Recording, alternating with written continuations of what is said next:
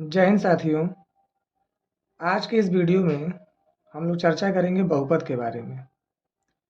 बहुपद का मतलब होता है बहुत सारे पद, लेकिन गणित में हमारे पास केवल दो ही पद होते हैं, चर पद और अचर पद। अगर इन दोनों पदों को मिला दिया जाए तो इनको मेल को हम कहते हैं बहुपद।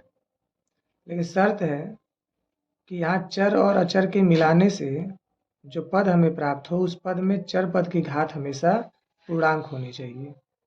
पूर्णांक मतलब पूरा अंक, मतलब 1 2 3 4। अगर चर पद की घात पूर्णांक है तो चर और अचर के मेल को हम बहुपद कहेंगे। तो बहुपद की परिभाषा है कि चर तथा अचर पदों का ऐसा मेल जिसमें चर पद की घात सदैव पूर्णांक हो उसे हम बहुपद कहते हैं। जैसे 3x square plus 4x plus 6। अगर इसमें देखें तो चर पद हमारा यक्स है और यक्स की घात पहली जगह 2, दूसरी जगह पर 1। ये दोनों ही संख्याएं पूर्णांक हैं, इसलिए हमारा बहुपद है। दूसरा बहुपद √2x square plus 5x plus 7। इसमें भी चरपद की घात पहले में 2 और दूसरे में 1 है। ये भी घातें पूर्णांक हैं। ये √2 है, लेकिन ये अचर पद की घातों से हमें कोई मतलब नहीं है। हमें मतलब केवल चर पद की घात से है, और चर पद की घात यहाँ पूर्णांक है, इसलिए ये भी हमारा बहुपद है। लेकिन अगर बात करें 2√x प्लस 7 की, तो रूट का मतलब होता है चर की पावर में 1/2।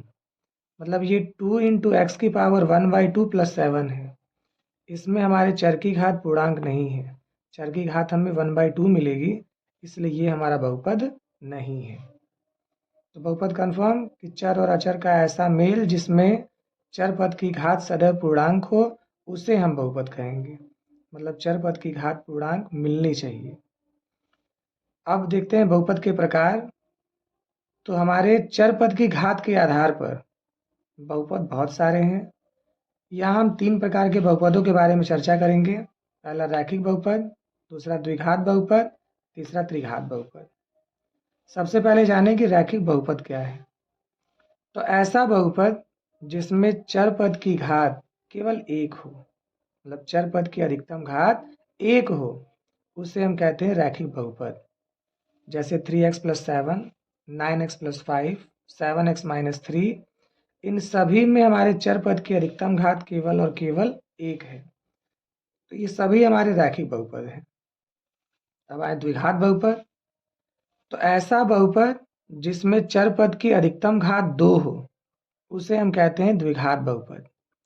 जैसे x square plus 4, x square plus 2x plus 3। इन दोनों में चर पद की अधिकतम घात 2 है, तो ये दोनों ही द्विघात बहुपद हैं। त्रिघात बहुपद। तो ऐसा बहुपद जिसमें चर पद की अधिकतम घात 3 हो उसे हम कहते हैं त्रिघात बहुपद। जैसे x³ minus 8, x³ plus 3x plus 3। इन दोनों में चर पद की अधिकतम घात 3 है, तो ये हमारा त्रिघात बहुपद है। अब हम बात करते हैं बहुपद से संबंधित उन सभी टॉपिक्स के बारे में जो हाई स्कूल बोर्ड एग्ज़ाम में सबसे ज़्यादा पूछे जाते हैं और जिनकी प्रिपरेशन सबसे ज़्यादा इम्पोर्टेंट है। सबसे पहले टॉपिक आता है बहुपद के ग्राफ से संबंधित, कि अगर हमें बहुपद से रिलेटेड कोई ग्राफ दिया गया है तो उसमें ये फाइंड किया जाए कि उस बहुपद के कितने हल वहाँ पर संभव है। बहुपद के हल संभव होने का मतलब कि दिए गए बहुपद से चर के कितने मान हमें मिल सकते हैं। जैसे अगर हमें दिया है कि यदि कोई फलन y बराबर fx, y बराबर fx का मतलब कि y x का फलन है, मतलब जो बहुपद दिया गया है उसमें चर हमारा x है, ग्राफीय रूप में प्रदर्शित है, तो दिया गया वक्र x अक्ष को जितने बिंदुओं पर प्रतिच्छेद करता है बहुपद के उतने ही शून्यांक होते हैं। मतलब उस बहुपद को हल करने पर हमें x के उतने ही मान मिलते हैं। जैसे अगर हम पहले ग्राफ को देखें तो दिए गए ग्राफ में ये ग्राफ हमारे x अक्ष को 1 2 3 बिंदुओं पर प्रतिच्छेद कर रहा है। मतलब यहाँ अगर इस बहुपद को हम देखें तो बहुपद के 3 शून्यांक होंगे।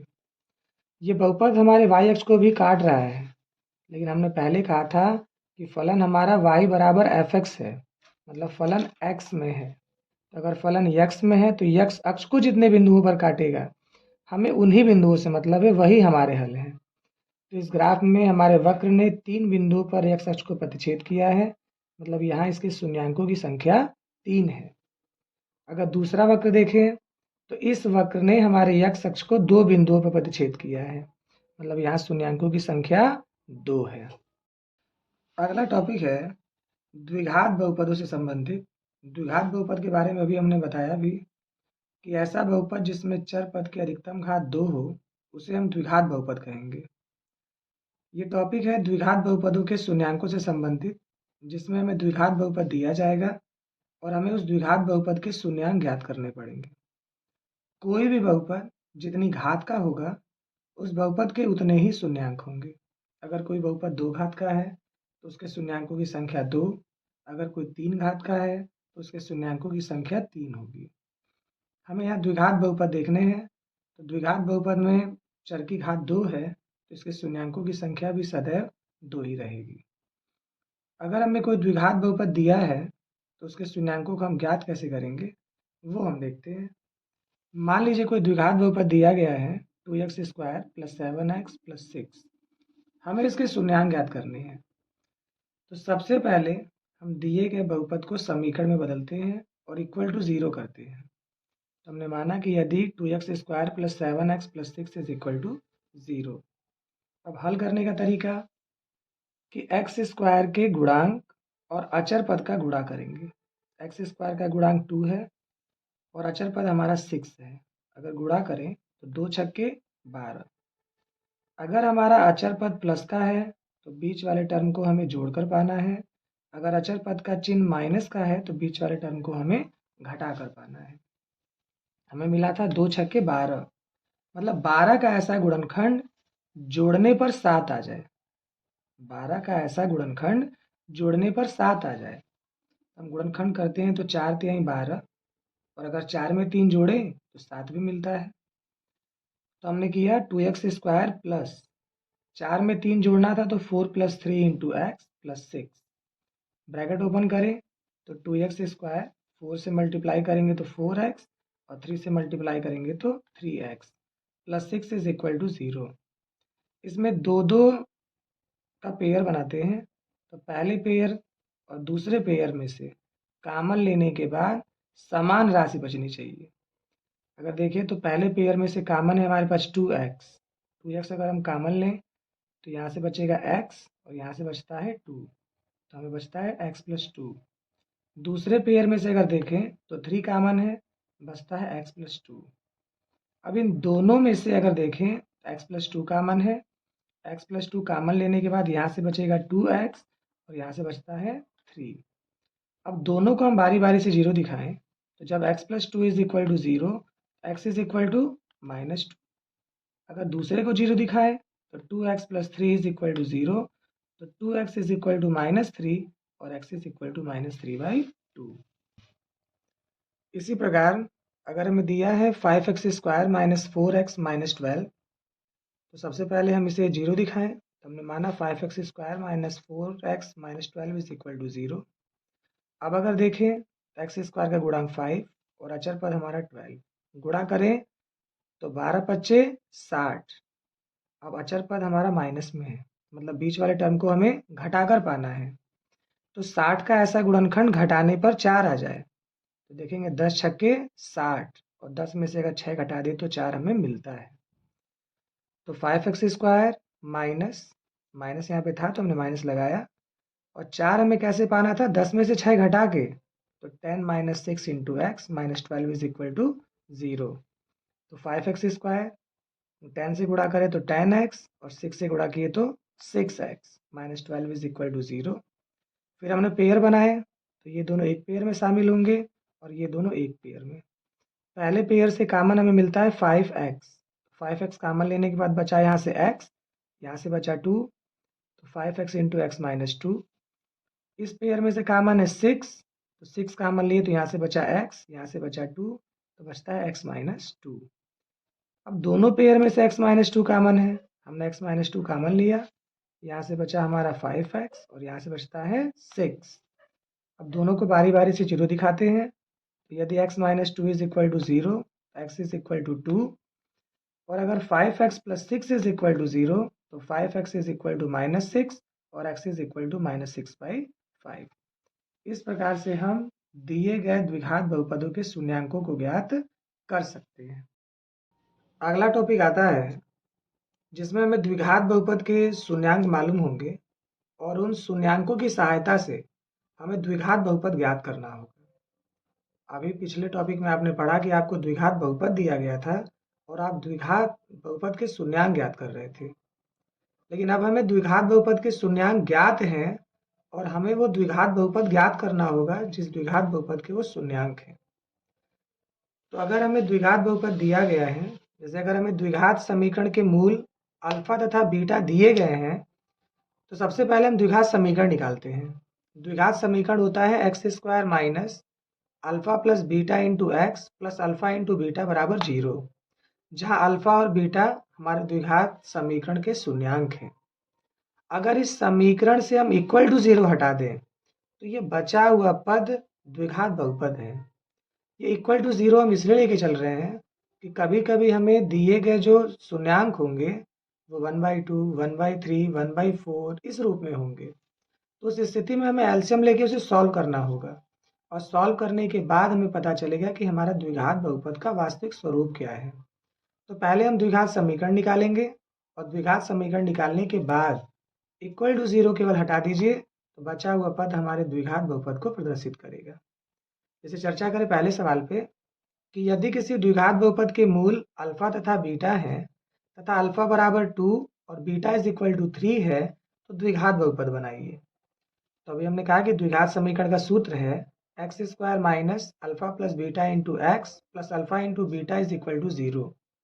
अल्फा और बीटा की वैल्यू रखें तो अल्फा इज इक्वल टू 2 और बीटा इज इक्वल टू 3, तो मिलता है हमें x square minus 2 plus 3 into x plus 2 into 3 is equal to 0।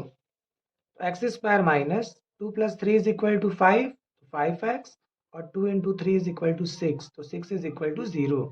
हमने अभी कहा था इक्वल का 0 हटाइए हमें बहुपद मिलेगा, तो द्विघात बहुपद हमारा हुआ x square minus 5x plus 6। इसी प्रकार यदि हमें दिया गया है कि किसी द्विघात बहुपद के शून्यांक अल्फा और बीटा है तथा अल्फा इज इक्वल टू 1/2 और बीटा इज इक्वल टू 1/4 हो, तो द्विघात बहुपद ज्ञात कीजिए।